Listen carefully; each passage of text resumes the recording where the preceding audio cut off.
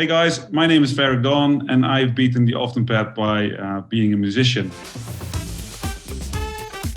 Welcome back to the Beat the Often Path podcast, where we showcase unusual success stories to help us all think outside the box in our life and in our careers. My guest today is Freek Coppens, otherwise known as Ferreck Dawn, international musician and DJ with millions of streams per month. Before COVID, he was touring the globe continuously. In this episode, we talk about how he was able to achieve his goals by staying determined and never losing sight of what he really wanted in life. It's such an inspiring tale of triumphing against all odds. So here's Ferreck Dawn. Tell everybody what it is that you do and intro as to how you got where you are. Well, so as said, I'm a DJ producer of electronic music, house music, if you will.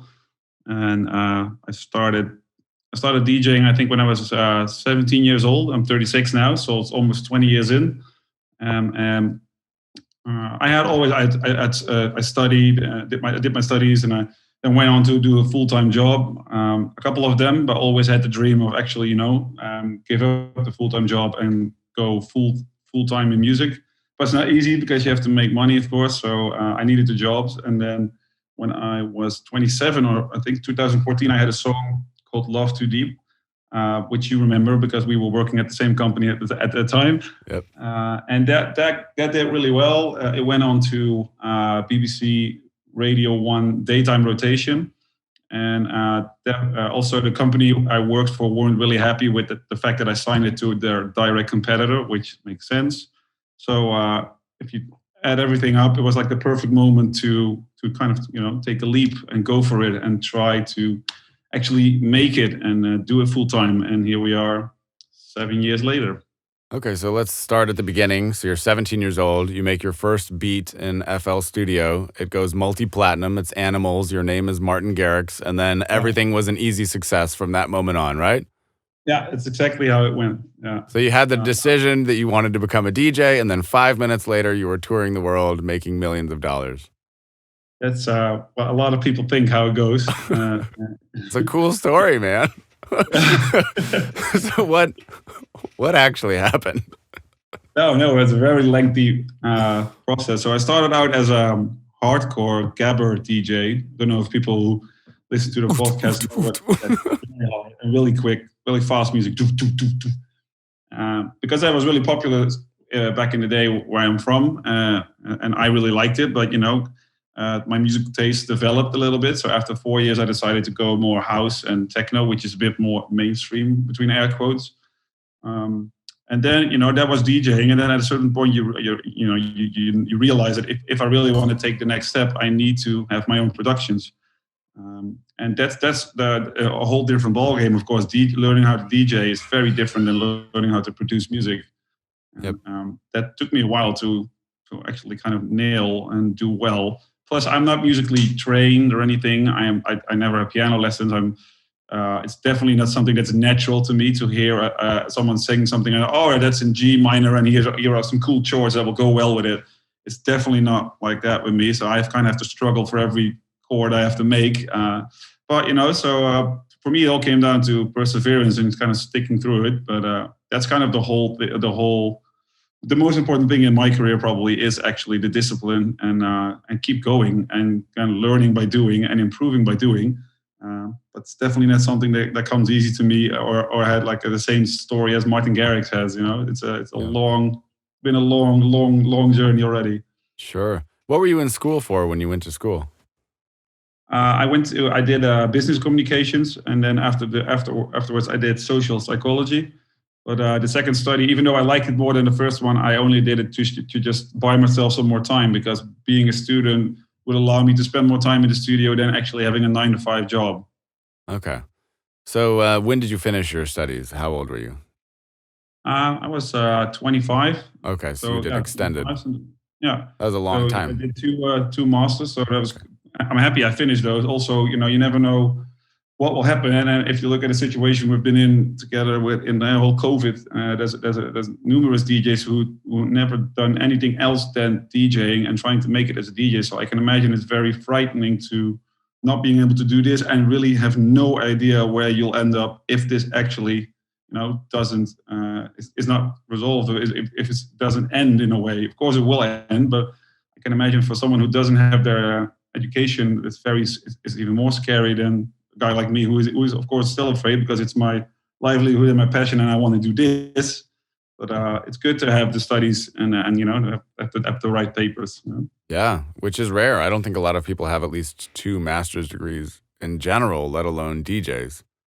So that's I said it was merely buying time to spend more time in the studio. More time in the studio. That's hilarious. Okay, so you started DJing. What were you doing in the first? How did you get your first gigs? How did you get your foot in the door when you first began?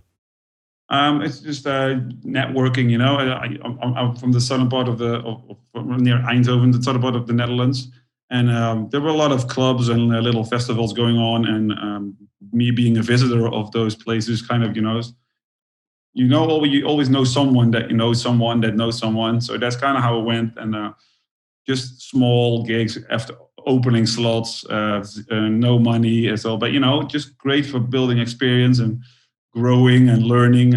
But it's definitely just people who know someone who are looking for a DJ to open up the event, and then they call me, for instance. That's just how it went in the beginning. Okay, how long was it like that? How many years? Oh, yeah. Well, actually, years, and of course, slowly but surely, the gigs were a little bit better, but always still very regional and on early slots of the day when there's not a lot of people actually listening to your music, and you kind of go up the ranks slowly but surely. But there's also there's a little level that you can't pass if you don't have new music for that you produced yourself, and that people would actually go to the festival or the event to actually see you, instead of you being just a filler for the people who are coming, and that the people actually, the visitors actually want to see. Yep. So so that middle level, who do you think is determining then whether or not you're good enough or that you're somebody who wants to see? I mean, I know, but for our listeners. I think it's really important that you produce your own music and that actually resonates with people. And I think that's kind of the only reason why you would actually surpass that, like resident DJ, local DJ, warm-up act level. It's just your own productions that, hopefully 1 or 2 do well, and the promoter actually thinks, oh, if I get him and put him on the later slot, more people will buy the tickets.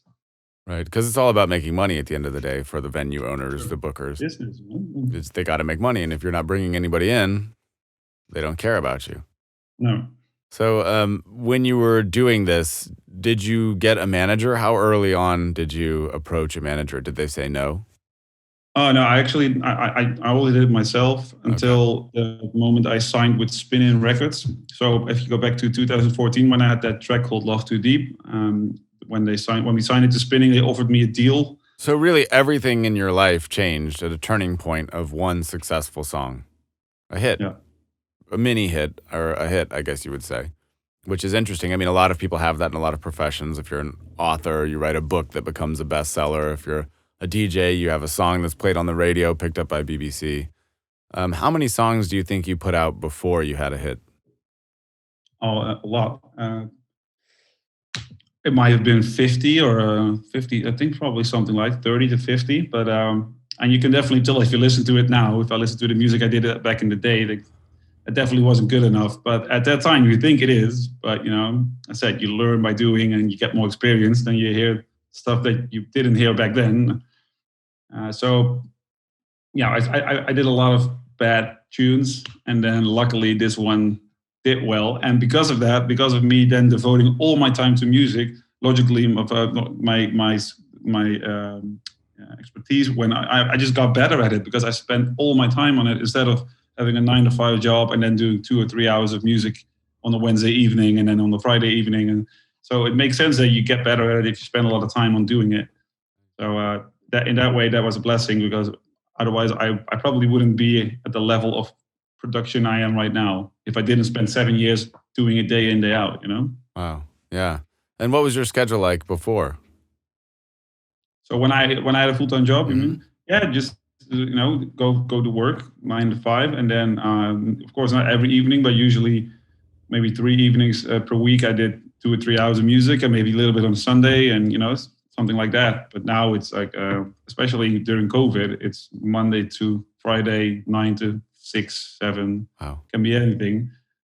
Maybe a bit too much even. I really miss touring and DJing and having that balance between being in the studio and meeting people and getting traveling and just doing something else and being by yourself in your little room. So I'm really hoping that balance returns quickly. But I spend a lot of time in the studio now, and the good thing is that I have a lot of music finished. Yeah. More than enough for this year, and even a little bit for next year already. Wow. And again, I feel like the level is better than it was a year ago.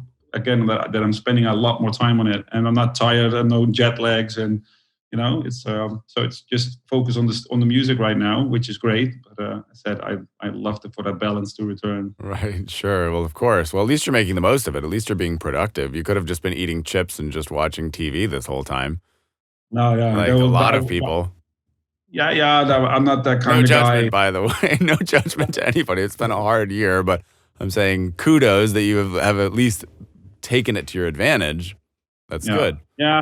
Well, I'm not a guy who would actually do that, just sit around and do nothing. But definitely, I definitely feel like I made the most of it, and also did a few live streams with a couple of labels that did all right. And so, I felt like I feel like I did what I could and needed to do to stay top of mind, because in the end, people who follow you, they want to, stay entertained by, the output I have, either if it's a live set or a remix or a release or whatever.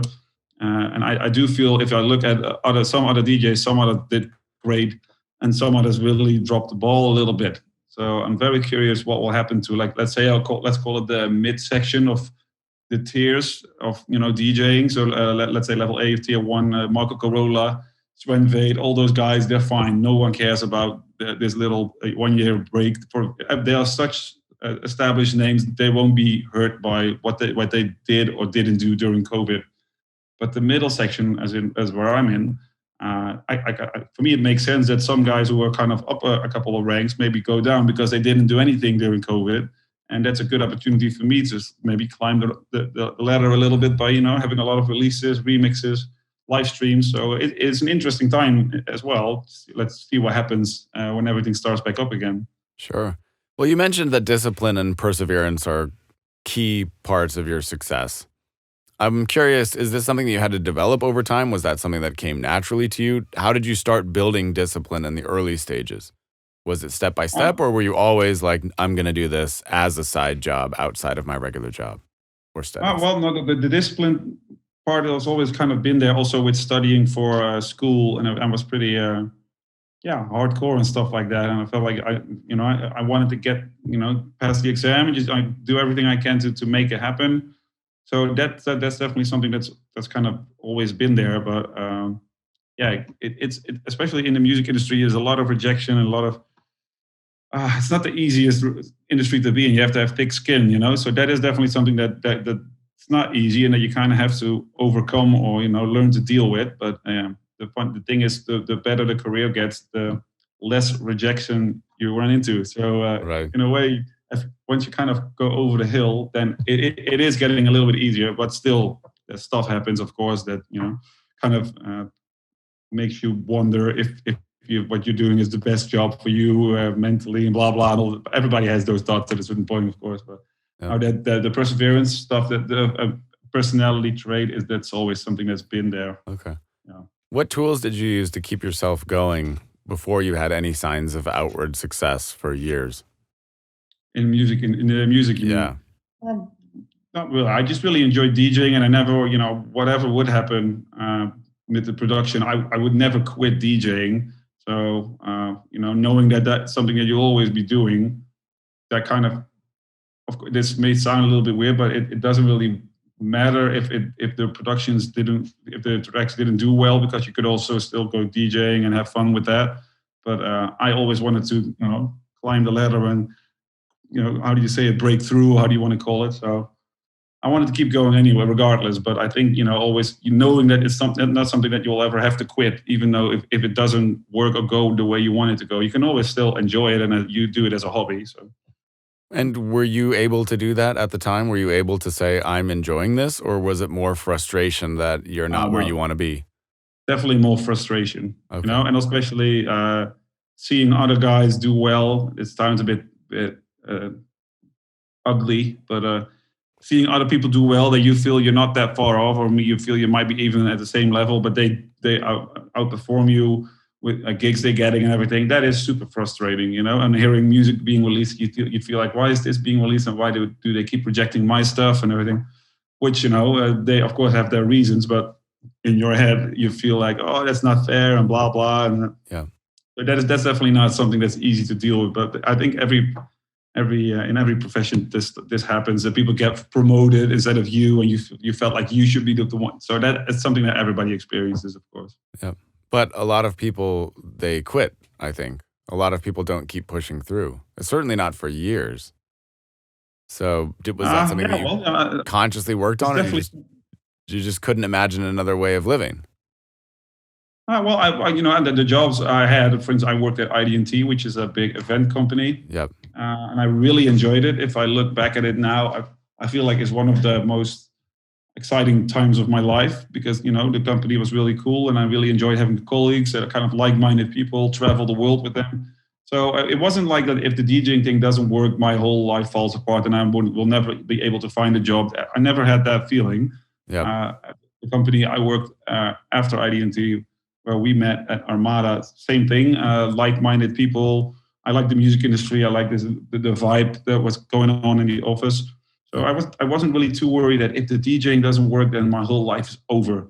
That's never really what crossed my mind, but I really wanted it to happen, and I'm really happy that we got to the point we are right now. Still, not, of course, not close to where I wanted to be, but definitely good to see slowly but surely climbing up the ladder. Yeah, definitely. Well, I think, a lot of people, they wonder when they should make the leap into doing something full time. I think many people have a job and have a passion on the side, whatever that passion might be. What do you think about when it's time to make the transition to doing something full time versus a hobby?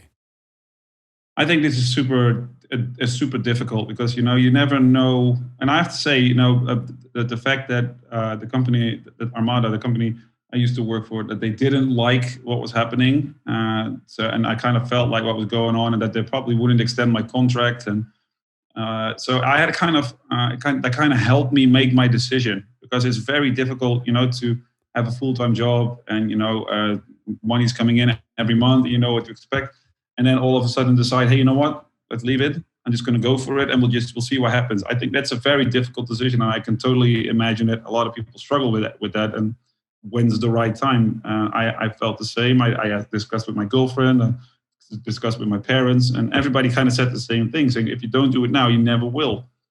So better go for it. And maybe it's better to regret it, that you did it, and maybe you made the wrong decision, instead of being 60 and always wonder, oh, what would have happened if I actually would have done it. So Yeah. Now, did everything change? Because when we talk about art and artistic creations, then when money gets involved, I believe it fundamentally changes the nature of the art making process. So for years and years and years, you love DJing, you love doing this thing on the side, you're passionate about it, you like making beats, you want to get where you're going. But then suddenly income stops, job stops. The only way that you make money is through your music. How did that pressure feel in the beginning? Terrible, actually, because it kind of kills the joy. It kind of sucks the hobby out of the whole thing, and it becomes a job. And then, especially when it's not going the way you want it to go, it's super frustrating. Plus, you make artistic choices that you base on money instead of your personal taste. For instance, when I was with Spinning, there's a few tracks I did. If I listen to it now, I think I don't understand why I released that kind of music. But maybe if I look back at the time where we were at the time, there were a couple of DJs that I was friends with that were doing really well, and you look at them, you think, maybe I should also do stuff like this. Maybe that is a good decision, especially being with a big commercial label. They could kind of help me with that, and they pushed me. They pushed the music. They didn't push me to do that, sorry, but they pushed the music well and everything, and that definitely influenced my decisions a lot. And then to the point that when I left spinning 4 years later and joined the UK label Defected, I kind of felt like I was finally at the right place musically. And then it's the whole frustrating point I had that I want to do stuff that kind of result in making money, that kind of went away a little bit. And I felt like, okay, now I can do what I want to do, and this Sure. fits. This is what suits me. And then the fun and the enjoying it came back. Now, do you think that that is just a necessary step in the progression that one must, when they start becoming a pro with whatever they're doing, they must go through a period where they have to, let's say, not do what their taste says, but they have to listen to what either the record label or the market is saying. And then from there, they can go through to breaking through to that next level where you can do what you want and you get paid for doing what you want to do. Do you think that it has to happen that way?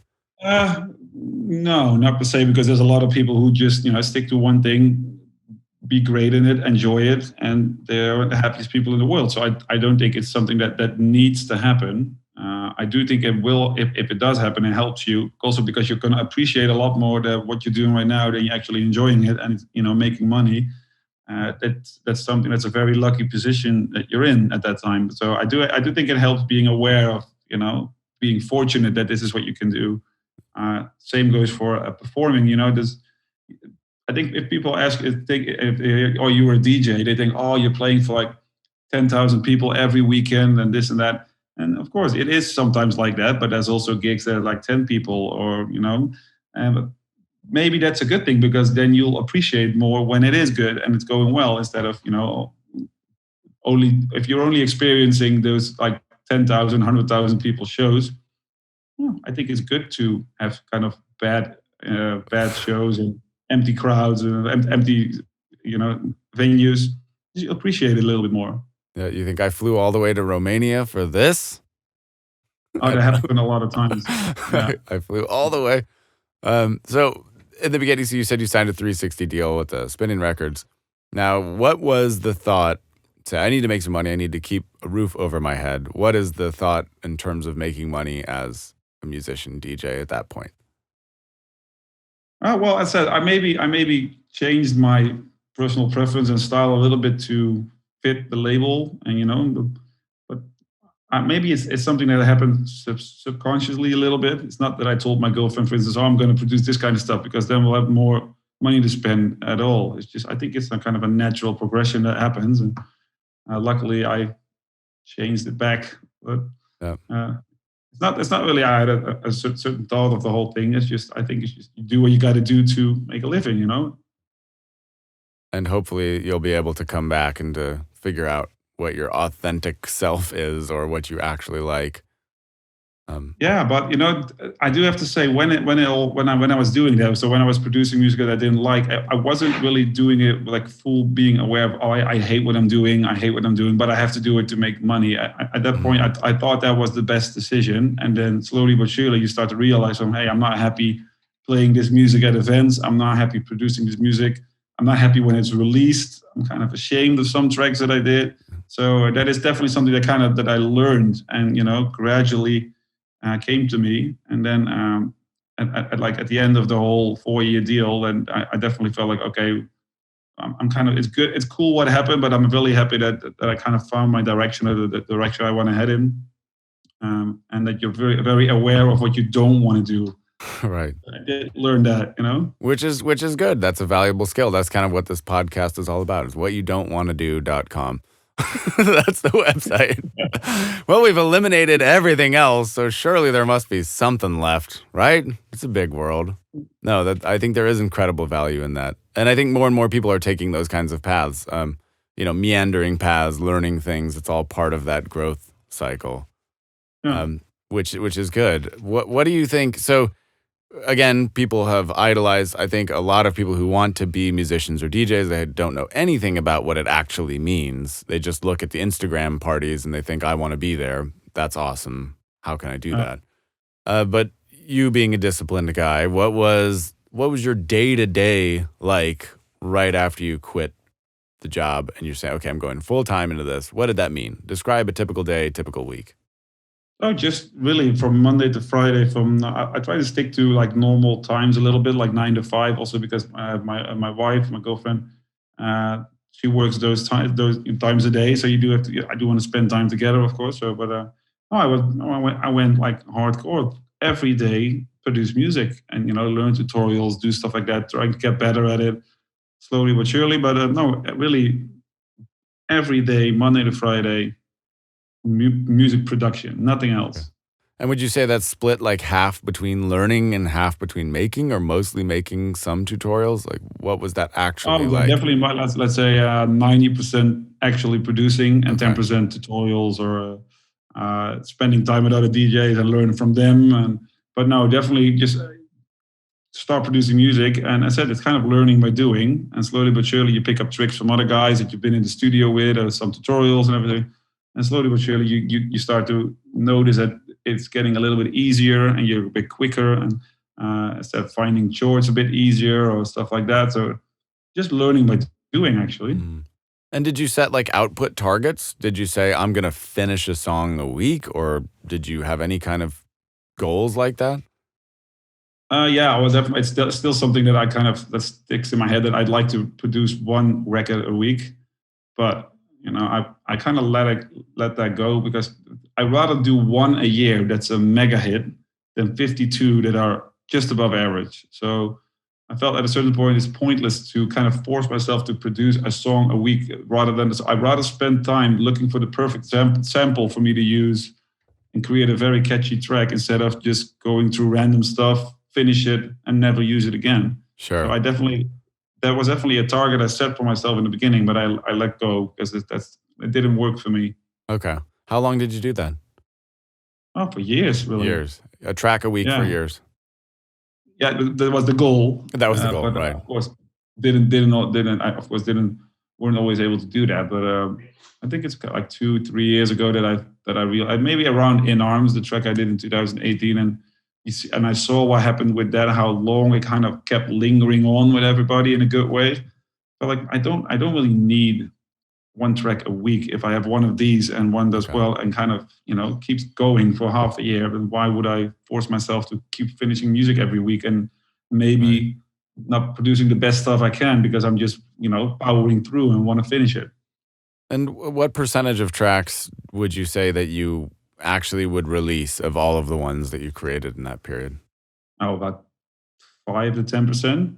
Okay. So you have hundreds of songs that never saw the light of day. Yeah, and I will never ever touch them again. Maybe steal a little loop that I used of something or a bass line that I did like. But no, there's a lot of stuff that I will never ever release. Maybe 10% is a bit too low. Let's say 15, 20 max. Ooh, it's time to put a quick pause on everything and make sure. Quick check. Are you subscribed to the show? Have you rated it 5 stars on Apple Podcasts? Have you left a thoughtful review that will stroke my ego and make me feel good about myself? If not, please take time to comment, share the episodes that you enjoy with somebody who you think might enjoy them. Help me spread the word about this thing. Help me get it out there. I'd greatly appreciate it. Also, I'm constantly looking for a never-ending stream of unusual stories and talented and weird and special people out there doing all kinds of things. So if you know somebody, or if you know somebody who knows somebody, reach out, send me a message, drop me a comment, tell me what you like, tell me what you don't like, tell me all the things. And let's grow this podcast together. Again, be an active listener here. Say hi, reach out, follow me on Instagram at @TheRossPalmer, any of those things. I'd greatly appreciate it. And now, back to the show. We're back. So 5% finished, hundreds of tracks. Now, here's an interesting thing that I feel, and I wonder this honestly. So if you're a creative person, you like to make stuff, do you have a feeling of embarrassment when you listen to stuff that you've released? Sometimes I'll listen or look at things that I made. It could be anything. And I think, oh, God, what was I thinking some years ago or as a kid? Do you feel that? Oh, yeah, all the time. All the time. Yeah. I have to say, not the music I did for the last couple of years, but okay. If I go back like 5 years, 6 years ago, then there's definitely stuff that, not to say that the quality is bad, but I just don't really like the musical genre and everything. And I'm embarrassed, a little bit. So, for instance, there's this one track that I won't name the title because it's embarrassing. But no, I'll We name need to it. So know. this is because of the being kind of. To be clear, I wasn't pushed by Spinning at all to do this, but they're good at this type of music, so I felt like that's something that I would have never ever done if I was like 100% sure of the sound and everything I wanted to do. But that's kind of you live and you learn. Let's call it like that. And you grow in the whole thing, and you make wrong decisions, and that was one of them. And it's a track that I love to bury and never mention again. But for the story, it's a good example of that you make decisions, and in hindsight, kind of embarrassed and regret, but can't do anything about it. It's out there. It's So, out there. Yep. And you can't, and that's the world we live in. But you can bury it with a mountain of new stuff. So that's your yeah, goal, right? You that's can what I put a did. bunch of new stuff out there. Now, COVID aside, we'll get to that here in a second, but COVID aside, and this last year being particularly hard for musicians and people in the entertainment industry in general, how happy are you with your career on a scale from 1 to 10? 10 being every day is the happiest day of my life. I can't wait to get up and keep going. 1 is get me out of here. Yeah. Okay. So, okay. COVID aside, then of course. COVID So, aside, for now. I'd say so. The last 3 years, so I actually ever since, and I don't want to speak bad about Spinning at all, but I feel like when I joined Defected in 2018, joined the booking agency, joined the label, played at all the events. That definitely felt like this is finally where I need to be, and everything falls into place right now. And I could definitely say that I was like at like a 9, because of course you always want more. But I'm not a guy who likes to be alone. I hate it. That's why I do a lot of collabs with people online, just to talk to people and have a feeling I have a colleague. And with Defected is they have a really tight group of DJs plus a tight group of staff that travels the world with the events. So for me, it felt like every time I did a Defected event, it felt like I was going to see my colleagues, because, oh, he's coming and she's coming and he's coming. So, oh, this will be good because I'm not alone. Because with touring, you're always alone.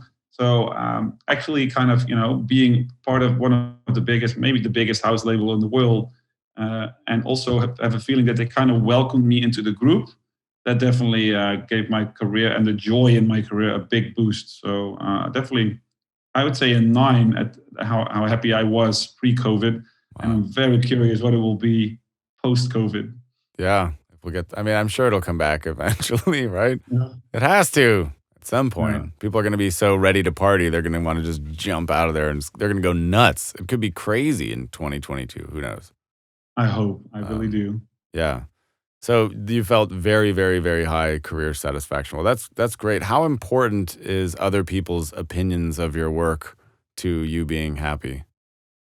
Well, of course, you definitely want people to appreciate the music and enjoy it and the sets you play and everything. That's very important to me, mega important even. But that it wouldn't define my happiness in my job. Although in a way it would, because if the people from Defected, for instance, wouldn't like my music or my sets, they wouldn't book me. Right. So in that respect, it's super important, of course. But if I, regardless, if Defected aside, if I produce a song and I think it's really cool and I really like it, and other people don't like it, yeah, fine. We have just different musical tastes. Not everybody likes the same stuff, so. That can happen, but overall, of course, I do want people to enjoy the music I do and like the sets I play, and that's also important for the career. And just keep the only way to move forward is to people actually enjoy what I'm doing instead of me being the only one who enjoys it. Your career is to be popular, which is interesting. Anything in the arts, your career is to be popular.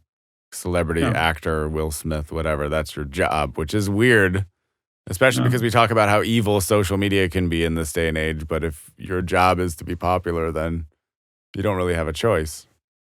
Like, what would you rather do? Release a song that you don't feel so great about that becomes international hit and makes you $1 million? Or release the greatest masterpiece you've ever heard in your entire life and it gets 1 play and it's your mom and it's an accidental play and she says, Freek, come home for dinner? Oh no, 100% the one I'm not 100% sure of, and that will make me millions of dollars. Okay. Because if I do that and I make that kind of money, it buys me all the time in the world I need and want to actually produce that masterpiece because I'm financially secure. So I definitely do that. Okay, no regrets. What if it's like a kid's song and then you become a kid's? What if your whole image is shattered? You're like, no, Then I try to be smart about it and use a different name to release it. But you know, you have kids, a young kid as well, so you know Baby Shark, for instance. oh my God. I would love to be the one who produced Baby Shark, man. Yeah, they're richer than we'll ever know. I mean, how many I think they millions? made like 150 million euros of it. I'm not even So yeah, surprised. So that would be. I'd love to produce a song like that. So your next one is Baby Okay. Shark. Well, there's room for more. You could just go straight because they're listening to things more than anybody else. Kids hit things on repeat. Adults play something and they're like, "Oh, that was cool. Okay, next." But kids are like, again. So Again. It's definitely an interesting market, but also I think, for instance, the Baby Shark thing is a perfect example. It sounds very simple, which is not, because the simplest songs are the most difficult one. And they maybe, for instance, that company might have made 2,000 songs, and now they have the one hit. So I'm definitely not gonna get hung up on that amount of money they made and everything. So I think if you want to do something, you have to kind of devote all your time to it, and hopefully, strike gold, which they did. But it's not something that I would do on the side or anything. I just want to focus on my own music, and that's why I, for instance, never ghost produce for other people. I don't want to spend my time producing music for someone else, where I can also spend time, in my own career and focusing on my own music. That's for me way more important than producing music for someone else. Of course, I'll do a remix for someone else, but that's a whole different thing. But no, I just want to focus all my time on my own career and on no one else's. Yep, completely understand that feeling, 100%. In terms of where the income actually comes from, what would you say the breakdown is? You don't have to be specific, but the breakdown of income as a mid-level DJ, artist, musician in terms of streams, bookings, gigs. What's the pie chart of income roughly? Okay. Well, so let's say royalties, neighboring rights, publishing. If you pile all those, so let's say income out through music, I'd say that's about 25%, 20 to 25. So for a guy like me, I get most of my money comes out of gigs. So, let's say 70, 20, 80 to 75% definitely comes out of gigs, and which I really love. But there's a lot of guys who produce music that streams really well and do not do a lot of gigs, and they make the same amount of money as I make a year. So it also depends on, do you release your music on your own label, so you have all the rights and all the percentages, or do you release it on a big label, take all your money, but they give you the exposure?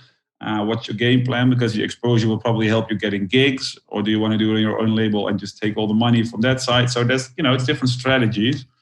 But for a guy like me, I think, I said, 75 gigs, 25 music income. Wow, and I stream pretty all right for a house act, so I'm pretty happy with that. You do. So I think that's about, because you get right, in the millions per month, right? If I'm not mistaken, of streams. I have 1.5 million monthly listeners. Yeah, and then sometimes they listen 5 or 10 times a month or whatever. Whoa! So that's great, but don't be fooled by those numbers, because the thing is with Spotify is that you don't really make a lot of money on it unless you're Drake or Martin Garrix. 0.000000001 euro cent per play. Yeah, that's it. And also, and let's say you make an X amount of money per million streams, but then it gets divided to the label and to you and the people who you worked with. So I did it with a singer. So there's a lot of you don't really make a lot of money on streams unless you have a mega successful hit record, or I said, a guy like Drake who does like a billion streams. Yeah, then you're making money. That's a different story. Right. Yep. So obviously we don't need to go too in depth, but that would suggest, COVID hits 75% of most DJs' revenue, whoosh, gone, disappeared off the face of the earth for a year, which is a shock and unexpected and horrible. We know that it's been a struggle, but what do you think? You've probably had some time to scheme, think about how you're going to rearrange things, plan a sort of attack for coming out of this. So What do you see the future as being for yourself in this next year? I think this year will be probably similar to last year. Financially, just as hard. Yeah. Emotionally, at the moment, I said I felt the hardest because you can see people DJing in different continents or different countries who are ahead with vaccination and everything. So I definitely think this year will be hard as well. And it all depends on how long does do the vaccines work?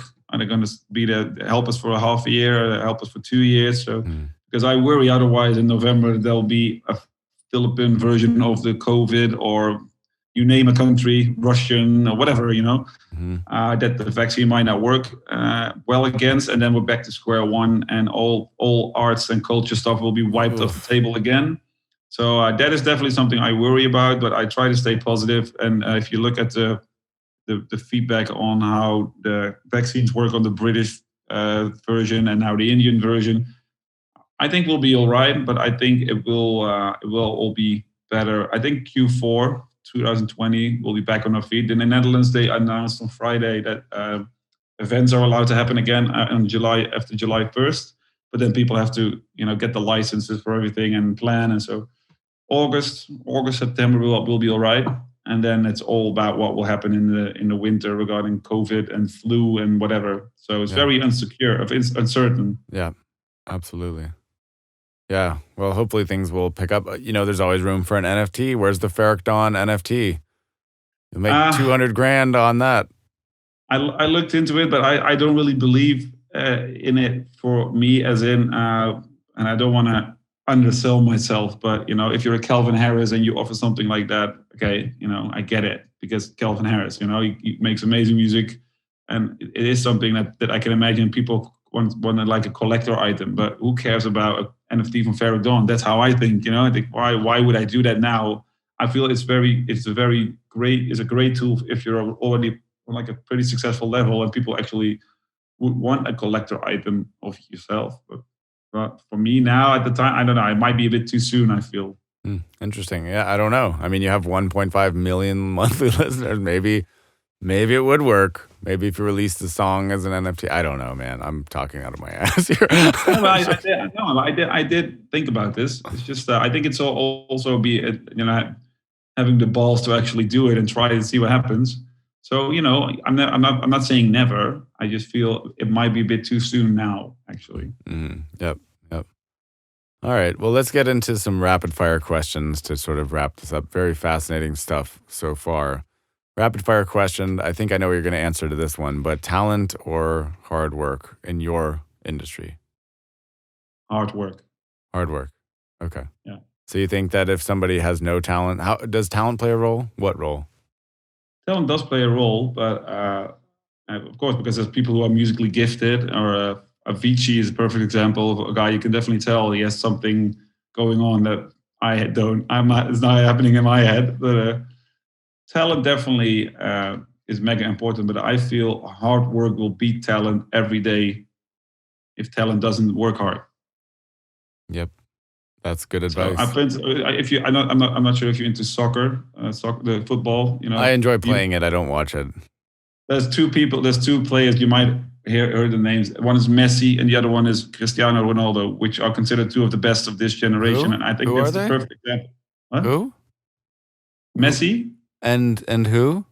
Cristiano Ronaldo. Oh, okay. There's this singer that you might not have heard of, Justin Bieber, I think his name is, or I got somebody you've probably never heard of, Michael Jackson. Oh, I don't know, but I don't know if you're into football. Doesn't Ronaldo have like 800 million fans? I'm sure, but I'm sure there's people who are not into it and they don't care. Isn't he like the number one most followed social account in the entire world? I'm pretty sure. Right? I don't know, but I'm not a total ignorant. Okay, yes, I know who Messi and Ronaldo are. Okay, well, but I think that's the perfect example of Messi being a guy who is born mega gifted, and and Ronaldo is the guy who's actually in the gym from 8 a.m. till 8 p.m. When everybody's done with the training, he'll stay and practice his free kicks or whatever. So I like the Cristiano Ronaldo approach and persona a lot more than a Messi who wanders around the pitch, he gets the ball, he does something magical, everybody is ooh ah, instead of the Ronaldo who keeps going, and makes it happen. I like that guy. Yep. I can affiliate myself with that being having to do that to achieve what I want to achieve. As I said, it doesn't come natural to me at all. I'm not musically gifted. So I have to be a Cristiano Ronaldo-ish mentality to actually progress and, climb up the ladder. Yep. Do you see yourself doing this, all things going exactly the way you want, continuing it forever? Do you ever see yourself retiring? I don't know. At a certain point, I feel that some DJs, it starts to look a bit silly if they still DJ. On the other hand, there's people like Carl Cox or Sven Väth, and it looks amazing. So I don't think there's a clear answer on that. I just have to see how everything develops and if it's worth it to keep going, and do I still enjoy it? And there's a lot of factors at stake, of course. I just don't know yet. I don't have a set age that I say if I reach 45, then I'll quit. Yeah, I'm not going to say anything like that because I just don't know. Sure. Okay. COVID aside, traveling with kids with a family. How do you feel about that? Extensive traveling all the time. So you mean me by myself traveling? Yeah, away from the family. You're in a plane, God knows how many days a year when things are going a lot, all the time. Yeah, no, that's definitely a big downside of the whole thing.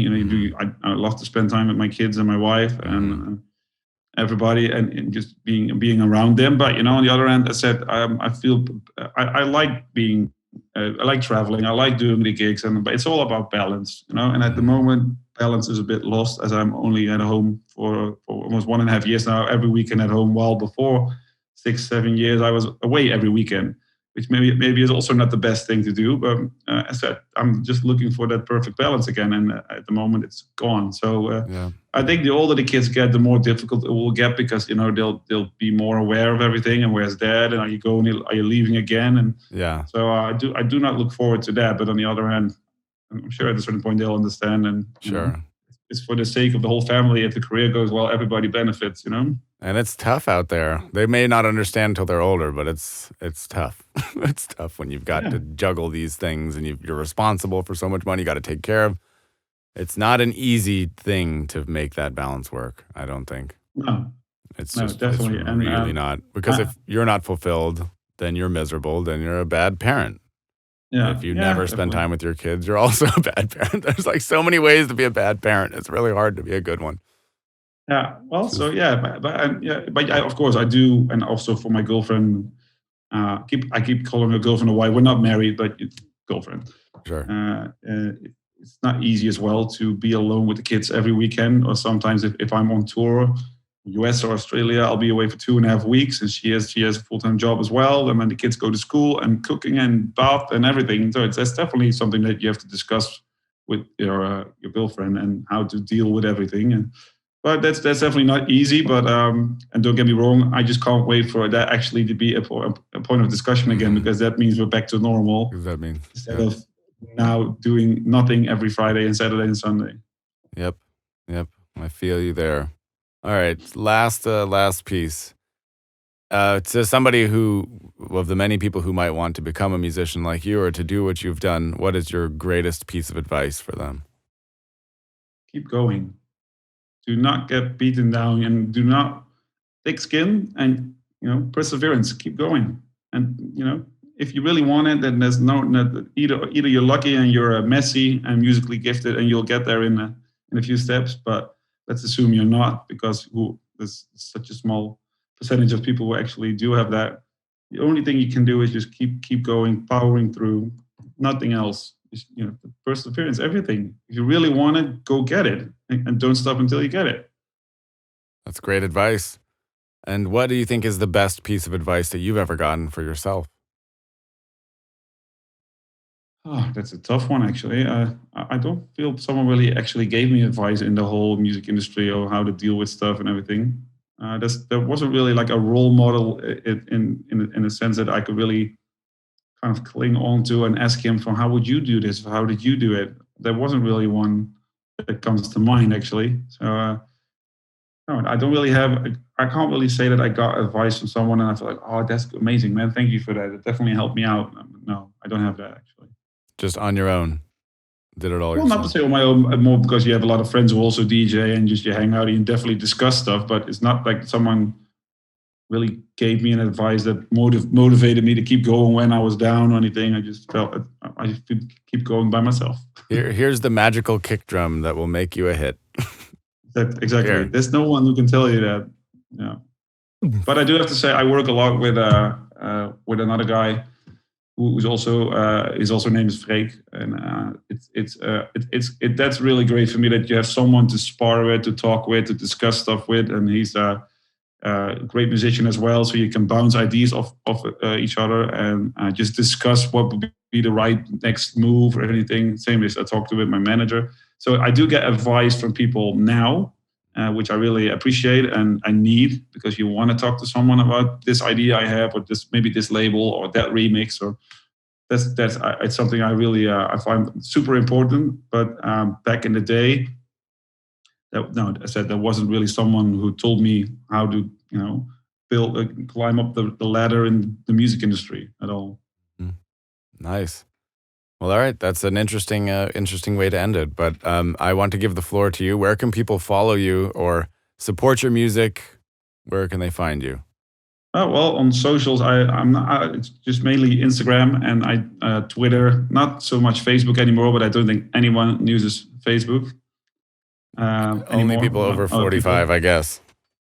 Yeah, maybe. And musically, Spotify, YouTube, Amazon, Apple, all those things, I think. And if you want to actually buy the music, Beatport and Track Source. But I think Spotify is the easiest for everybody because, everybody, probably a lot of people use Spotify nowadays. So. Sounds good. Well, cool, man. Well, thank you very much for taking the time. I think it's a really cool story. I am very happy that you have done all of these cool things. I hope that it one day returns to being 9 out of 10 again after all of this. But I think it's very cool what you've been able to accomplish, and getting to witness that has been awesome, man. So thanks, man. Yeah, dude, keep at it. You keep going yourself. I hope it turns around soon, and that's about all we can say about that. I really hope so too. But I have no idea where we will be in 6 months. No idea. I'm just going to assume that it will all be well. That's right. It will all be well. That's right. We have That's what to. I'm going to assume. Cool, man. Yes. Well, with that, thanks for having me, man. It was my pleasure. Thank you very much. And with that, the podcast is officially over. Thanks for listening to the Beat the Often Path podcast. If you've been enjoying this show, please like, comment, share, subscribe on Apple Podcasts, subscribe to me on YouTube. It would mean the world to me. Also, do you have an unusual success story, or do you know someone who does? Well, please recommend them to me. They could be a future guest on this show. Maybe they've rolled the largest boulder down the mountains of Tibet, or maybe they built the world's largest chicken farm in Madagascar. The point is, I don't know what I don't know, so I'm looking for inspiration and unusual success stories. So help me by being a part of this adventure. I'm looking to grow this podcast with you. Thanks again for listening.